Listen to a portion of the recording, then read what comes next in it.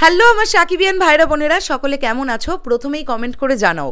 দেখো, সামনে তো রাজকুমার রিলিজ, তারপরে খুব সম্ভবত দরদ রিলিজ, তারপরে তুফান রিলিজ। তো দরদ খুব শিগগিরই মোটামুটি আমরা যা আপডেট পাচ্ছি যে বুর্জ খালিফায় কিন্তু প্রোমো দেখানো হবে, 5 ভাষার প্রোমো দেখানো হবে। এদিকে রাজকুমার সেই সিনেমাও এডিট টেবিলে অলরেডি চেপে গেছে এবং তার সঙ্গে সঙ্গে অবশ্যই এবার ডাবিং বা পোস্ট প্রোডাকশনের কাজ ইত্যাদি ইত্যাদি শুরু হয়ে যাবে। এটা আমরা জানি, রোজার ঈদে আসছে রাজকুমার। এখন একটা কোয়েশ্চেন প্রচণ্ডভাবে আমি দেখলাম, বেশ কিছুজন মিলে এটা নিয়ে কথা বলছেন যে সামনে যেহেতু রাজকুমার রিলিজ, তাই আমরা শুধু রাজকুমার নিয়েই কথা বলবো, আমরা কেন দরদ নিয়ে ইতিমধ্যে কথা বলছি। আমার এখানে একটা বক্তব্য আছে। বক্তব্যটা এরকম যে দুটোই বড় বাজেটের ফিল্ম, মানে দরদ এবং রাজকুমার দুটোই কিন্তু খুব ছোট বাজেটের ফিল্ম ডেফিনেটলি নয়। তো সেখান থেকে দাঁড়িয়ে প্রত্যেকটি প্রোডাকশন হাউস তারা কিন্তু চাইবেন তাদের মতন করে প্রমোশন করতে। এবার ব্যাপারটা হচ্ছে, দরদ যেহেতু প্রথম প্যান ইন্ডিয়া, বাংলাদেশের প্রথম প্যান ইন্ডিয়ান সিনেমা এবং যে সিনেমার হিরো সাকিব ভাইয়া, তো অবশ্যই এটা তো আমরা জানতামই যে অনন্য মামুন ভাইয়া বলছিলেন যে প্রমোশন যে কী লেভেলের হবে আপনারা আইডিয়াও করতে পারছেন না। সত্যি আমরা কেউ আইডিয়া করতে পারিনি যে বুর্জ খালিফার মতন একটা জায়গায় এই প্রথম কোনো বাংলা সিনেমার প্রোমো দেখানো হবে। এটা আমাদের প্রত্যেকজন বাঙালিদের কাছে একটা অনেক বড় গর্বের ব্যাপার। তো এখন দরদ নিয়েও যেমন কথা চলছে, রাজকুমার নিয়েও তেমন কথা চলছে। রাজকুমার আগে রিলিজ বলে যে শুধুমাত্রই রাজকুমার নিয়েই কথা বলবো, দরদ নিয়ে কথা বলবো না, এই বিষয়টা কিন্তু নয়।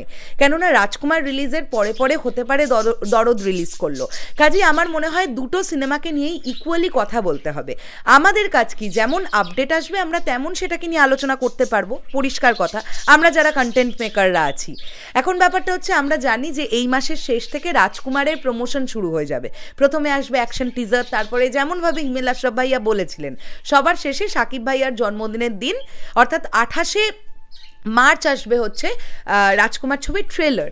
কাজে আমরা বুঝতে পারছি ফেব্রুয়ারির এন্ড থেকে মার্চের এন্ড পর্যন্ত আমরা কেবলমাত্র রাজকুমারের প্রমোশন নিয়ে বা যাবতীয় যা যা আসবে, গান বলি, টিজার বলি, ট্রেলার বলি, অ্যাকশন টিজার বলি, তো এগুলো যেগুলো যাবতীয় জিনিসগুলো আসবে সেগুলো নিয়ে আমরা অবশ্যই আলোচনায় থাকবো। তখন কিন্তু স্বাভাবিকভাবেই দরদের হাইপটা আবার একটু কমবে। যদি সমান তালে যদি দরদের আপডেটও আসতে থাকে, তাহলে অবশ্যই আমরা দরদ নিয়েও আলোচনা করব, আমরা রাজকুমার নিয়েও আলোচনা করব। কাজে রাজকুমার আগে আসছে বলে কেবলমাত্রই রাজকুমার নিয়ে কথা বলে যেতে হবে, দরদ নিয়ে কথা বলা একদম ছেড়ে দিতে হবে, বিষয়টা কিন্তু এরকম একেবারেই নয়। আর হিমেল আশরাফ ভাইয়া নিজেই বলছিলেন যে রাজকুমার রিলিজ হওয়ার আগে থেকে উনি হাইপটা ওঠাতে চান।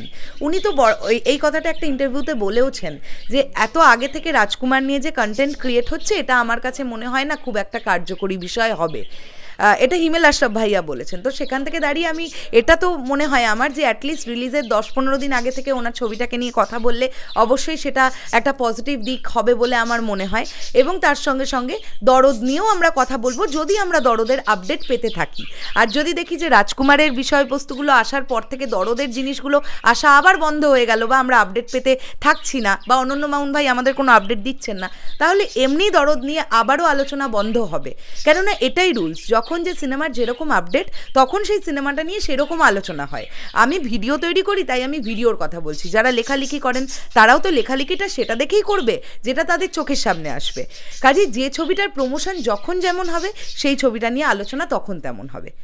এইটা হচ্ছে আমার মূল বক্তব্য, যে রাজকুমার সামনে আসছে বলে শুধুই যে রাজকুমার নিয়ে কথা বলতে হবে, বা দরদ যেহেতু একটু পরে আসছে তাই দরদ নিয়ে একদমই চুপ করে যেতে হবে, এটাও যেমন নয়।